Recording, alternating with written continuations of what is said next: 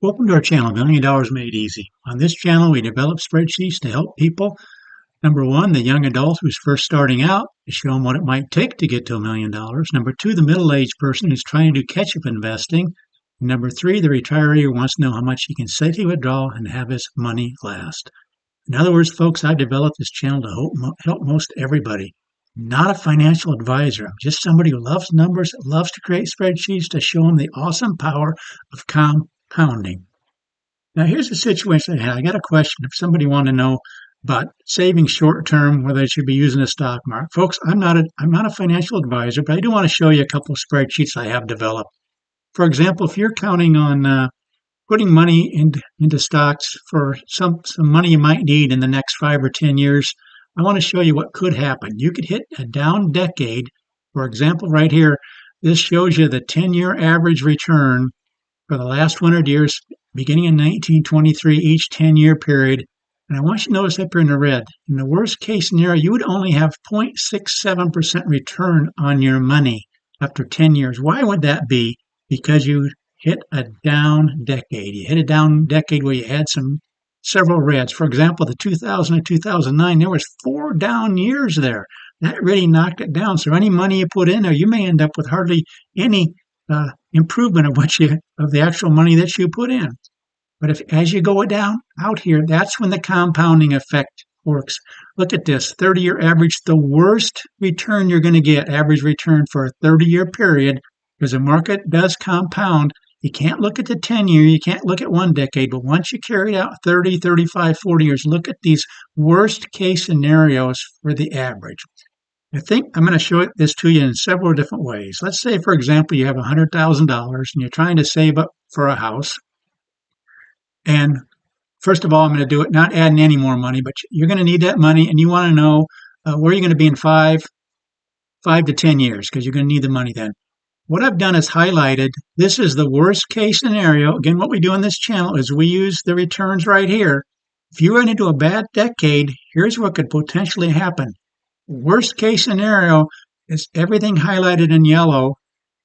This is the fifth worst 5%, worst 10%, and worst 15% in the last 100 years. You don't even get back what you put in. So it's highlighted in yellow. See how you're putting $100,000 in?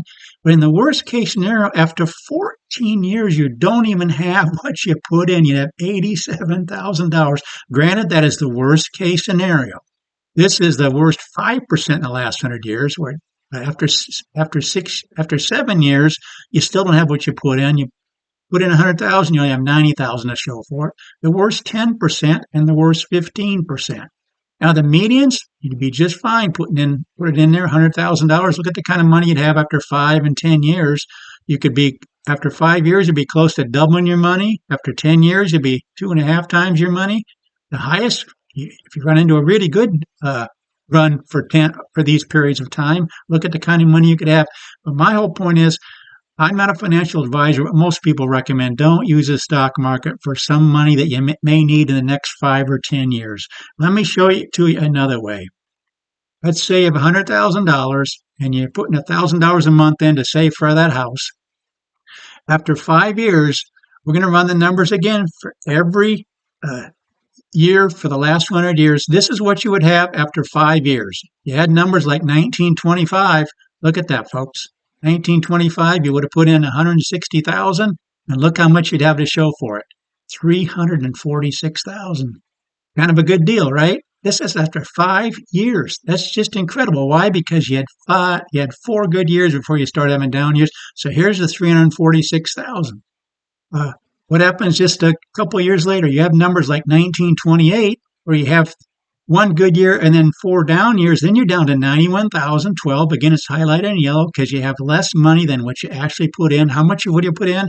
160,000. But in the worst case scenario, you only have $91,000 to show for it. Now, the point is, don't use this for short term. Now, if you're going to use it for long term, that's when this takes over. That's when you don't have to worry about these kind of returns, because over any 30, 35, 40-year period, in the last 100 years, this would have been the worst return you would have gotten. You would have been more in these kind of numbers over here in the median. If you can be in it for 30 or 40 years, you can see these numbers just go crazy. put in 100,000 and you have $1 million to show for it after 24 years. That's the median. That would be the median return on $100,000, never adding another dime in 24 years to have over $1 million. That's the effect of compounding. But if you do it for the short term and you hit one of these bad stretches, that's when you don't even have money, won't even have the same amount you even put in. So you end up with negative returns on your money. I just want to run this video just to show you in several different scenarios that even going out to 10 years, look, over a 10-year period, you put in 220,000 with this scenario, and the worst case scenario, you'd have 186,000 to show for it.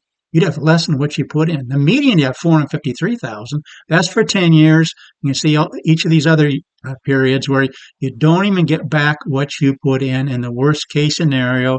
And this one right here shows you even in the worst 5 and 10 and 15%, you don't even get back what you put in, these ones that are highlighted in yellow. So if you're wanting your money in the short term, you probably want to do something besides putting in the stock market, unless you want to put that money at risk and end up less than what you started with. You could end up with a lot more.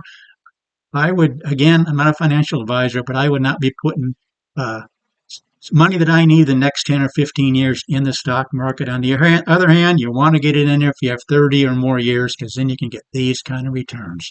But you could really have a problem if you just do it 10 or 15 years. So hopefully this video made sense to you. Please consider subscribing to this channel. Please let people know about this channel. Let them know we run numbers for them, create spreadsheets, answer questions like this. And thanks so much for watching.